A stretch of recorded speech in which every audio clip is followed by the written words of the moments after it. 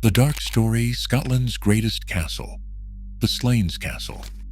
The crumbling walls of New Slains Castle stand as one of Scotland's most evocative ruins, a roofless granite shell perched on Aberdeenshire cliffs, where the North Sea crashes 80 feet below.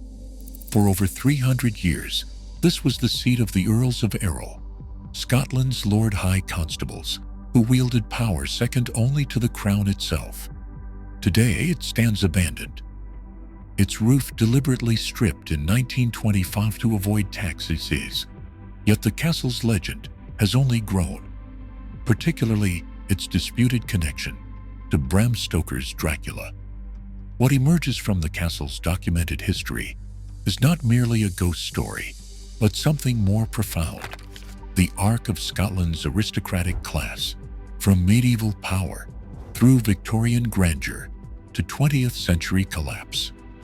The castle's significance rests on three pillars: its role as headquarters of one of Scotland's most powerful families, its compelling, though oft mythologized connection to Gothic literature's most famous vampire novel, and its embodiment of the forces that destroyed Britain's great estates after World War I. Understanding Slains means understanding why such magnificent places were abandoned, why their roofs were torn off, and why hundreds of similar Scottish castles became the romantic ruins we photograph today. The story begins not with the castle tourists visit today, but with a 13th century fortress 8 kilometers to the southwest. Old Slains Castle, built around 1200 by the Comyn family, Earls of Buchan, passed to the Hay family through the brutal politics of Scotland's wars of independence. After the Battle of Barra in 1308, Robert the Bruce granted the castle and barony of Slains to Sir Gilbert Hay, 5th of Earl, rewarding his unwearying loyalty during Scotland's darkest years. More significantly, Bruce appointed Gilbert Hay as hereditary Lord High Constable of Scotland, an office the Hay chiefs have held for over 700 years. This was no ceremonial title. The Lord High Constable commanded Scotland's armies after the king himself, served as chief judge of the High Court of Constabulary, and held the power to judge all cases of bloodshed occurring within 4 miles of the monarch. This medieval office made the constable supreme commander of the Scottish army and chief judge over crimes of violence committed near the monarch. Even today, the 24th Earl of Earl, Merlin Hay, born 1948, retains this ancient office, which grants precedence above all Scots, except the royal family. The Hays reached their zenith under William Hay, 3rd Earl of Earl, who died in 1508, accumulating vast lands across Aberdeenshire, Kincardine, Angus, Fife, and Perthshire. Their influence was formidable enough that when the 4th Earl rode to Flodden on September 9th, 1513, he commanded not just himself, but an entire Hay contingent. The slaughter was absolute. No Hay returned alive from that battle, which claimed no fewer than 87 lairds and gentlemen of the name. The 4th Earl died beside King James IV on that bloody field. The destruction of Old Slains Castle and the necessity of building the new one stems from one of Scottish history's most dramatic religious conspiracies. Francis Hay, 9th Earl of Earl, who lived from 1564 to 1631, converted to Roman Catholicism early in life, placing himself at odds with Protestant Scotland and its young King James VI. Between 1588 and 1594, the Earl joined fellow Catholic nobles George Gordon, Earl of Huntly, and the Earl of Angus in treasonable negotiations with Spain. Their goal was a Spanish invasion to restore Catholicism in Scotland. In late 1592, a messenger named George Kerr was arrested on the Isle of Cumbrae while sailing to Spain. He carried what became known as the Spanish blanks, documents signed by the Catholic earls, but otherwise empty, to be filled with invasion terms upon reaching the Spanish court. The conspiracy culminated in the Battle of Glenlivet on October 3, 1594, where approximately 1,500 Catholic troops under Huntley and Earl faced 6,000 to 10,000 Protestant forces led by Archibald Campbell, 7th Earl of Argyll. Despite overwhelming odds, the Catholics achieved a stunning victory, the first use of artillery in the Scottish Highlands. Earl commanded the cavalry and Highlanders, though his standard was captured in the fray. His forces routed Argyll's much larger army. Earl himself was severely wounded, a bullet through his arm, an arrow in his thigh. The wound left him partially disabled for life. King James VI's vengeance was swift. He marched north personally, and on November 1, 1594, ordered Old Slains Castle demolished. Aberdeen Council provided 20 stone, 130 kilograms of gunpowder, pickaxes, and other tools at a cost of £548 6 shillings. The stonemason John Fraser and Aberdeen workmen reduced the 5-story fortress to rubble. Only 2 walls meeting at the southeast corner survived the explosion, and they still stand today, reaching 82 feet into the Aberdeenshire Sohame.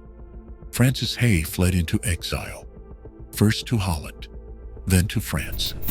The Countess Elizabeth Douglas was reduced to living in the farmhouse of Clocktow, preferring to be called Guidwife of Clocktow Seesho, because this humble name had never been confiscated by the crown. After abjuring Catholicism on June 20, 1597, Francis Hay returned from exile and began construction of what would become New Slains Castle on a dramatic clifftop promontory overlooking Cruden Bay, 4 miles north of his ruined ancestral seat. The location was strategic genius. North Sea cliffs protected the east, while a deep sea inlet to the west functioned as an impassable natural moat. The building evolved through 4 major construction phases. Between 1597 and 1600, Francis Hay, 9th Earl, built the original structure as a tower house with walls 1.2 meters, 4 feet thick. The original tower measured 4.8 meters by 2.5 meters internally. It was initially called Bonus Castle, after the distinctive double rock arch at the promontory's north end. Unlike Dunatar and Pitsligo castles, where older towers had wings added over time, Slains was purpose-built from the start as a courtyard design. It was extended into an L-plan structure with a courtyard, unique for its period in Scotland. In 1664, Gilbert Hay, the 11th Earl, completed the most architecturally significant expansion, transforming Bonus into a square courtyard palace in the French chateau style. He added a classically styled brick gallery featuring round arched openings between pilasters spanning 2 stories that ran around all 4 sides of the courtyard. This gallery is unique in Scotland, and the medieval red brick may have been imported from England by sea. These galleries followed the continental fashion and provided separate entries to each room and a dry walk in inclement weather, a luxury in Scotland's climate. A Latin inscription, stone recorded, Gilbertius Aurelio Combs, Hujus operis fundamentum quinde, die Martii, Anno Dom, 1664. The castle was renamed New Slains Castle at this time. His wife, Lady Catherine Carnegie, was an active Jacobite who smuggled letters in and out of Edinburgh Castle during the 1689 siege and later became governess to the infant James Francis Edward Stuart, the Old Pretender. In 1707, Charles Hay, the 13th Earl, added a new entrance front, along with a large ogee-roofed bow window on the center of the south wing. Between 1836 and 1837, William George Hay, the 18th Earl, completed the most ambitious reconstruction, designed by Aberdeen architect John Smith, nicknamed Tudor Johnny. Smith, who also designed Balmoral Castle for Queen Victoria, completely transformed the exterior. The reconstruction virtually rebuilt the structure in Scots baronial style, a romantic interpretation of Scotland's medieval past. Smith encased the earlier building in smooth ashlar dressage pink, Peterhead granite, adding crow-stepped gables, turrets, bartizans, and round towers flanking the entrance, diamond-shaped chimney stacks, and a Tudor Gothic detailing. The entrance featured 12 wide steps of salmon pink granite, leading to the principal floor, flanked by octagonal stone columns and double oak doors, approximately 10 feet high. Notably, the doors had no bell or knocker. These steps reportedly later graced either Aberdeen's Music Hall or Tory Intermediate School after the castle's demolition. At its peak, the castle contained 14 bedrooms and 7 main reception rooms. The drawing room measured 42 feet by 20 feet, with an enormous bay window commanding North Sea views. The building's position was extraordinary. Walls of one tower continued directly from perpendicular cliff faces, their foundations beaten by North Sea waves. Samuel Johnson, visiting in 1773, declared the situation the noblest he had ever seen. Better than Mount Edgecombe, reckoned the first in England. At the heart of New Slains Castle sat a distinctive octagonal interior hall, lit from above by an enormous circular skylight. According to a 1922 sales document, on the principal floor, entrance hall, heated with stove, leading to central octagonal interior hall, heated with stove, and lighted from above. This architectural peculiarity has fueled decades of speculation about the castle's most famous association, Bram Stoker's Dracula. The evidence for this connection is more nuanced than tourist websites suggest, and deserves careful examination for any documentary claiming accuracy. Documented. Stoker first discovered Cruden Bay during a walking tour from Peterhead in summer 1892. He returned at least 13 times between 1892 and 1910, staying primarily at the Kilmarnock Arms Hotel, named after the Earl of Earl's subsidiary title, Baron Kilmarnock. Guest book signatures from 1894 and 1895 survive. The 1894 entry reads, "Second visit to Port Earl. Delighted with everything and everybody, and hope to come again to the Kilmarnock Arms." His son, Noel Stoker, confirmed to biographer Harry Ludlam that the first 3 chapters of Dracula were written at Cruden Bay in 1895. Florence Stoker described her husband during this period when he was at work on Dracula. "We were all frightened of him. There he would sit for hours, like a great bat, perched on the rocks of the shore, or wander alone up and down the sandhills thinking it out." The octagonal room parallel. Compare Dracula. Chapter 2. The Count halted, putting down my bags, closed the door, and crossing the room, opened another door which led into a small octagonal room, lit by a single lamp and seemingly without a window of any sort. The match with Slains' octagonal hall is striking. The room was lit from above, creating a lamplight effect, and was used as a waiting room where guests were received before meeting the Earl. Unproven. No surviving statement by Stoker explicitly claims Slains inspired Castle Dracula. His preparatory notes for the novel, 124 pages, held at Philadelphia's Rosenbach Museum, the earliest dated March 1890, make no mention of Slains. This is crucial. The plot conception predated his first Cruden Bay visit by 2 years.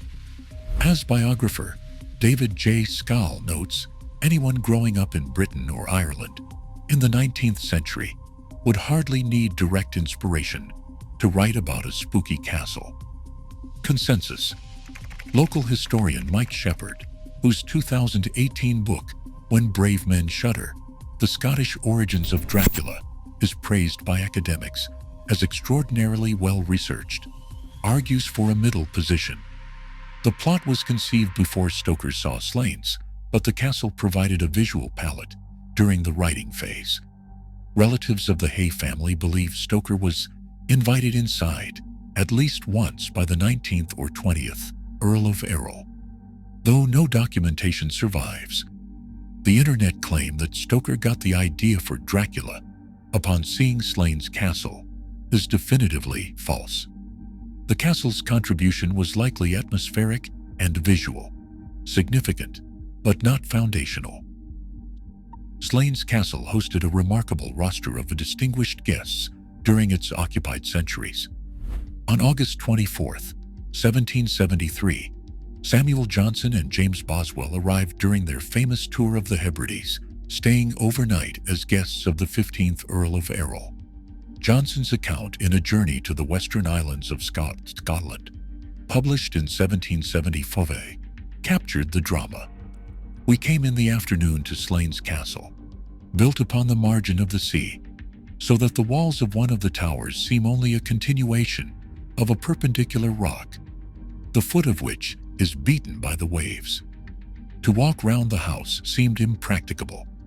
They arrived precisely as the 3 o'clock dinner bell rang, finding Lord Earl's household, which included his 6 daughters, 2 sons, their governor and governess, assembled in the drawing room. Boswell recorded his bedroom as most elegant, with a blazing fire and views over the sea.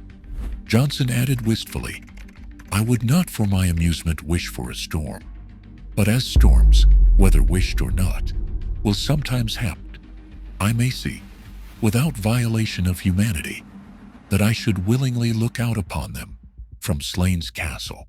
Boswell's Journal of a Tour to the Hebrides, published in 1785, provides more colorful detail. The gallery was hung with Hogarth's works and other prints.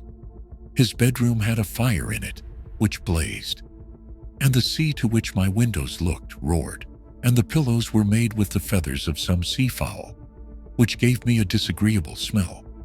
In his restless sleep, Boswell imagined the ghost of Lord Kilmarnock, a macabre thought, given that Lord Kilmarnock, who had married into the Earl title, was beheaded on Tower Hill in 1746 for his role in the Jacobite Rebellion.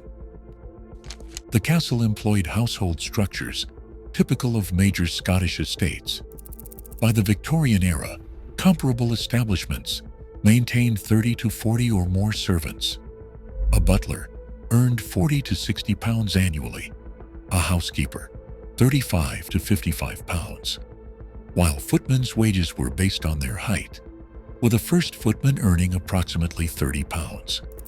The head gardener could earn up to £120 annually, among the highest paid due to the importance of maintaining the grounds. Large Scottish aristocratic households, like Hopetoun House and Blair Castle, employed 50 to 100 staff members. Johnson noted that despite the exposed northeast position, where no trees will grow, Lord Earl maintained an excellent kitchen garden with a hothouse. The Earl's paternalistic estate management was exemplified by his having educated a tenant's son to become a surgeon, establishing him in a neat house and farm with an annual salary. When the surgeon later tried to repay his education costs, the Earl refused. By the early 1900s, the castle was being rented out as a prestigious summer holiday residence. Robert Baden-Powell rented it in 1900. Prime Minister H. Asquith came in 1903 and again in 1908, bringing Winston Churchill as his guest. During Churchill's 2-night stay in 1908, the future Prime Minister informed Violet Asquith of his engagement to Clementine Hosier. The news reportedly distressed Violet so deeply that she temporarily went missing while walking the Cruden Bay cliffs and was later found unconscious. 1 week after Churchill's wedding, Violet went missing from the castle late on a Saturday afternoon. Guests, servants, and locals searched with lanterns through the night, while headlines blared, "Miss Asquith's Peril, Premier's Daughter Missing." She was found lying on wet grass near the coastal path. Churchill later told Lord Rosebery that he had behaved badly to Violet because he was practically engaged to her. Churchill, then 33 and MP for Dundee, was reportedly a fan of Dracula and had been interviewed by Bram Stoker for a newspaper. The castle's Jacobite history includes hosting French secret agent Nathaniel Hook, who landed at Slains in 1705, brought by the frigate Audacious. Lady Anne Drummond, Anne Earl, made the castle the chief center for landing Jacobite secret agents. Hook's intelligence report was read to Louis XIV at Versailles, who authorized an invasion. Between 5,000 and 6,000 French and Jacobite troops reached the Firth of Forth before being chased away by the British Navy. Perhaps most remarkable was Mary Hay, the 14th Countess of Earl, who died in 1758, a woman who held both the Lord High Constable title and Knight Mareschal of Scotland simultaneously for over 40 years. Legend claims she ensnared her intended husband by dressing up as a man and fighting a duel with him. A secret agent for the exiled Stuart court at Saint-Germain-en-Laye, she used the ruins of Old Slains Castle as a meeting point for Jacobite agents. During the 1745 rebellion, though nearing 70, she personally mustered her clansmen for Bonnie Prince Charlie. She died at Slains Castle on August 19, 1758. The Hay family's relationship with Selhaines Castle illustrates a pattern that destroyed hundreds of Scottish estates, aristocratic magnificence funded by income that could not sustain it. William George Hay, 18th Earl of Earl, who lived from 1782 to 1864, married spectacularly above his station. His bride in 1820 was Lady Elizabeth Fitzclarence, illegitimate daughter of King William IV and actress Dorothea Jordan. This royal connection elevated the Earls' social standing, but apparently inflated their expectations to match. This connection elevated the family significantly. The Earl served as Master of the Horse to Queen Adelaide and Lord Steward of the household. The 18th Earl's spending was extraordinary. His magnificent display as Lord High Constable during George IV's Edinburgh visit in 1822 was legendary but ruinously expensive. His ambitious reconstruction of Slains Castle 20 years later nearly bankrupted the family. The remodeling from 1836 to 1837, complete pink Peterhead granite facies, new round towers, stable yard with corner turrets, created one of Aberdeenshire's finest residences, but fatally strained the estate's finances. His son, the 19th Earl, William Harry Hay, who lived from 1823 to 1891, was the Earl that did the most here at Slains. Unlike his father and grandson, he actually lived at the castle full-time, sleeping in the bedroom at the top of the square tower. He entertained extensively and commissioned the renowned landscape architect Thomas H. Mawson to redesign the gardens in the late 1890s. S.E. Mawson, Britain's leading landscape architect, who later became first president of the Institute of Landscape Architects, designed gardens in his signature arts and crafts style, blending formal elements like terraces, sweeping steps, and geometric ponds with naturalistic woodland walks. At its peak, the castle had 3 extensive gardens, a walled garden, and tennis and croquet lawns. These gardens, once among the most beautiful in the area according to contemporary accounts, are now completely overgrown and forgotten. The 19th Earl died at Slains Castle on December 3, 1891. He was the last Earl to call it home. The forces that destroyed Slains Castle were not unique to it. They swept through Britain's aristocracy like a wave. Understanding these forces reveals why hundreds of similar castles and great houses met the same fate. Death duties were first significantly introduced in 1894 by Chancellor Sir William Harcourt to plug a £4 million government deficit. The maximum rate was set at 8% on estates over £1 million. By 1910, rates had increased dramatically. By 1919, duties on estates valued over £2 million reached 40%. They would reach 80% by 1949. The loss of a father or husband often forced the immediate thrall of an estate simply to pay the tax bill. The impact was immediate and devastating. The 1910 People's Budget triggered 800,000 estate sales between 1909 and 1914 before World War I even began. World War I accelerated the catastrophe. Standard income tax surged from 6% in 1914 to 30% in 1918. Excess profits taxes reached 50 to 80%. In 1919 alone, approximately 1 million acres in England and Wales hit the market. By 1921, the Estates Gazette speculated that 1/4 of England's land had changed hands since the war's end. 40% of Scottish land changed hands in the 1920s and the 1930s slump. 1 in 5 aristocratic officers died in the war. Victims of noblesse oblige, expectations that officers lead from the front. Their deaths triggered death duties on estates already weakened by the agricultural depression that had begun in the 1870s. The agricultural depression had already weakened estates for decades before the war.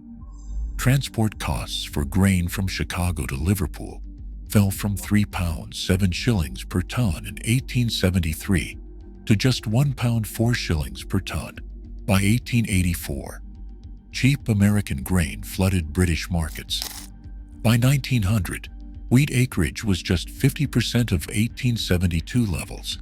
Rents on some estates dropped by half to 2/3. The servant crisis delivered the final blow. Before WWI, domestic service was the #1 employer of young unmarried women in Britain. In 1911, Britain had 1.36 million servants. By 1921, this had fallen to 1.23 million, a decline of 130,000. After the war, many refused to return to 6-day weeks and back-breaking labor. Those who stayed demanded higher wages. Live-in housekeeper wages rose from approximately £25 annually in the 1840s to £65 after WWI, a 160% increase. Women who had found better-paid factory work during the war refused to return to domestic service or demanded higher wages and better conditions. The exodus left estates chronically understaffed, hastening decay. The statistics are staggering.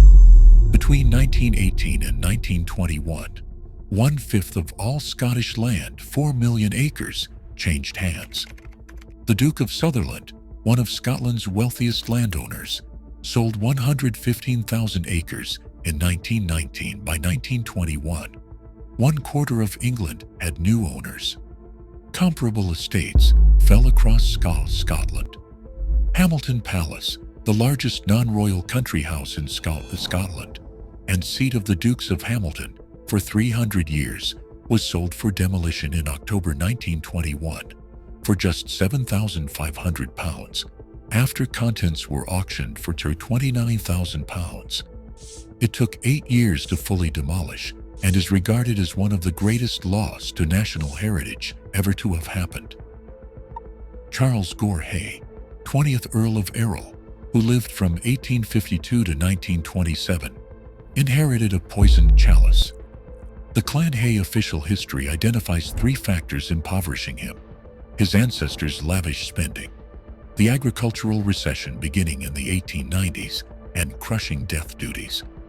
A major general who served in both the Boer War and World War I, he had hosted distinguished guests, including Robert Baden-Powell in 1900 and Prime Minister H. Asquith with Winston Churchill in 1908.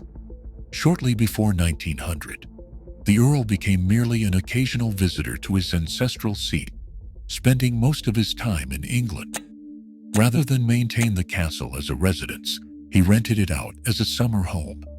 hence the visits by Baden-Powell, Asquith, and Churchill. In 1916, amid the inflation and taxation of World War I, Charles Hay made the decision that ended 300 years of Hay occupation. He sold New Slains Castle. The library, renowned for containing Bishop John Drummond's 17th century collection, and bibliophile Alexander Falconer's extensive books, was sold to Glasgow Museum for £3. The family's 600-year association with the area was over. He ended his days in a rented Surrey house provided by his son. The buyer was Sir John Ellerman, the wealthy but secretive owner of Ellerman Lines Shipping Company. Ellerman was described by Inland Revenue as easily the richest man in Britain. Born in Hull in 1862, the son of a German immigrant who died leaving just £600, Ellerman founded his fortune acquiring underperforming shipping companies. By 1917, he owned 1.5 million tons of shipping, equivalent to the entire French merchant navy. His investments extended to over 70 breweries, major newspapers including the Financial Times and The Times, and 22 collieries. In 1916, he stated he was worth £55 million, approximately £4.7 billion in today's currency. Yet he lived in almost miserly simplicity, spending only 5% of his income and deliberately keeping his family out of newspapers and high society. Ellerman never visited the castle. He viewed it purely as an asset for stripping. He put it up for sale again in 1922 to Percy P. Harvey, a London-based buyer who disposed of the surrounding land but couldn't sell the castle itself. Finally, around 1925, the property passed to Charles Brand Limited, a Dundee-based demolition company specializing in buying Scottish castles and mansions for demolition. Charles Brand Limited was remarkably active in destroying Scotland's heritage. Between 1920 and 1969, Brand demolished at least 20 major Scottish properties, including Panmure House in Angus. In 1954, Merthley Castle, which was dynamited in January 1949, and Kivers House in 1953. In summer 1925, Charles Brand Limited began systematically stripping Slains Castle. A June 9, 1925 advertisement sought a slater to remove the slates.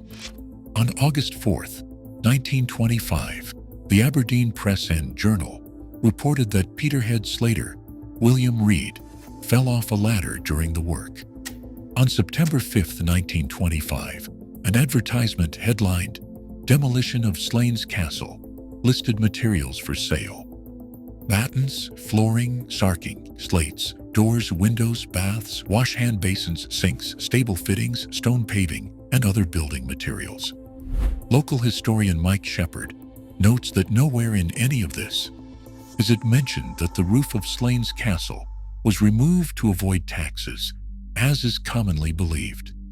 However, Historic Environment Scotland and other sources cite tax avoidance as a factor. The truth likely encompasses both. Brand purchased the castle to strip and resell materials. Their business model, while removing the roof, made the building uninhabitable and exempt from property rates, a common practice. Dalcarran Castle had its roof removed in 1967, specifically so the owners could declare it as uninhabitable and avoid paying rates. The sales did not go well. A second auction on April 17, 1926, still offered yellow pine panel doors, water closets, bedroom grates, and granite sills. Nearly everything unsold. This commercial failure saved the castle's walls. Brand abandoned plans to demolish them completely, lacking buyers for the stone. Since 1925, Slains has stood roofless, exposed to the North Sea weather that attracted tourists, but now accelerated decay. Rain, wind, and salt air penetrated unchecked. Wooden elements rotted. Interior floors collapsed. By a 1972 Ordnance Survey visit, The castle was described as a shapeless, two-storied, labyrinthine ruin. The castle's dramatic setting carries genuine danger. Multiple deaths have occurred at the site, where sheer cliffs plunge about 80 feet to the sea below. In 2013, Cameron Smithies, a 15-year-old boy from Cruden Bay, slipped and fell about 80 feet on the cliffs near the castle. The Peterhead lifeboat, Coast Guards from Cruden Bay and Aberdeen, and an RAF helicopter from Lossiemouth responded. He died from his injuries the following day at Aberdeen Royal Infirmary. In 2017, a 54-year-old woman was found unconscious at Slains Castle and was pronounced dead at the scene. Police said the death was not suspicious. Local sources note several Slains Castle deaths, where both people and animals have tragically fallen victim to the cliffs. The castle's darker historical moments include Lord Hay's death at Waterloo in 1815, when he was just 17 years old, and the 87 Hay lairds killed at Flodden in 1513. The 9th Earl's first wife, Mary Stuart, died soon after their marriage, and it was alleged he was cruel to her. Her family withheld the dowry in response. The dynasty's darkest chapter came in 1941, when Jocelyn Hay, the 22nd Earl of Earl, who had emigrated to Kenya, was murdered in one of colonial Africa's most famous unsolved case. His death inspired the book and film, White Mischief. Ghost hunters and paranormal groups regularly investigate Slains Castle, reporting various supernatural phenomena. However, a documentary committed to accuracy should distinguish documented history from legend. The most commonly cited haunting, the ghost of Victor Hay, 21st Earl of Earl, is likely an internet myth. Wikipedia notes the confusion probably stems from Victor Hay's novel, Feralith, published in 1903, which features a ghost in a castle resembling Slains. Other reported phenomena lack documentary evidence. An apparition who walks the ruins shaking his keys, possibly a jailer who locked up accused witches. Soldiers of the World War II era, there were indeed World War II lookout posts and communications bunkers nearby. A horse and carriage pulling up to the once grand entrance. Sightings of a lady in white. The only documented supernatural experience at Slains comes from James Boswell in 1773, who in his half-waking, fitful sleep imagined the ghost of Lord Kilmarnock, the Jacobite, who was beheaded in 1746. Modern Slains Castle is a Category B listed building, designated in April 2018 by Historic Environment Scotland. It stands as a roofless shell, with most outer and inner walls surviving to full height.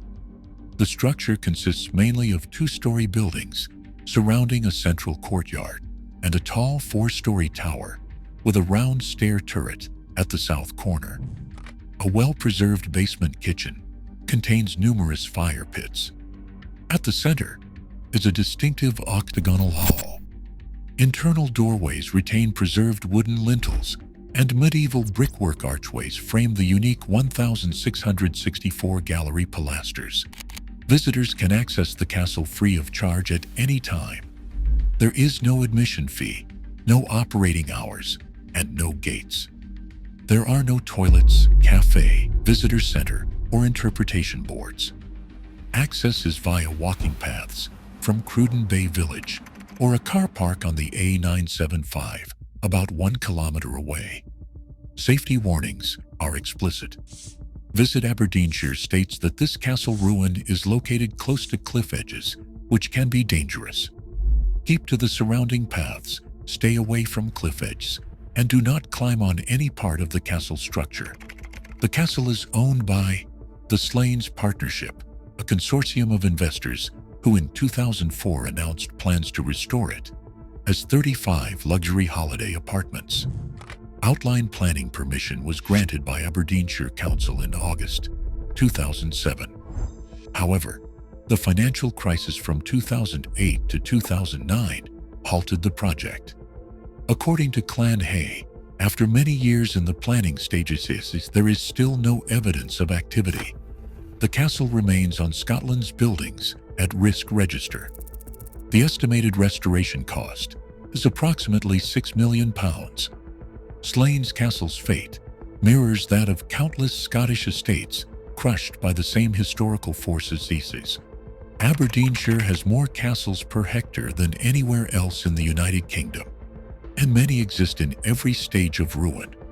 Some survive through National Trust intervention. Brodick Castle was acquired in lieu of death duties in 1958. Others were saved by passionate individuals. Eilean Donan was completely reconstructed from a few fragments of masonry between 1912 and 1932 by Lieutenant Colonel John McCrae Gilstrap. Duart Castle on Mull was purchased and restored by Sir Fitzroy MacLean in 1910 after 159 years of abandonment. Perhaps that is the documentary's true subject, not just a castle, but the strange afterlife of places whose purpose has vanished while their presence remains, still shaping stories, still drawing pilgrims, still refusing to entirely disappear.